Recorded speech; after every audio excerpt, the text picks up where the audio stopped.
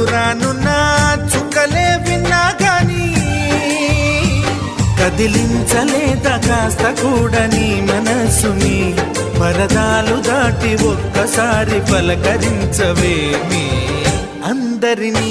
ఇలా వెంటపడి అడగాల సరదాగా నువ్వే ఎదురైతే సరిపోదా నిద్రపోతున్న రాత్రి నడిగా గుడికి చేరిన గువ్వల నడిగా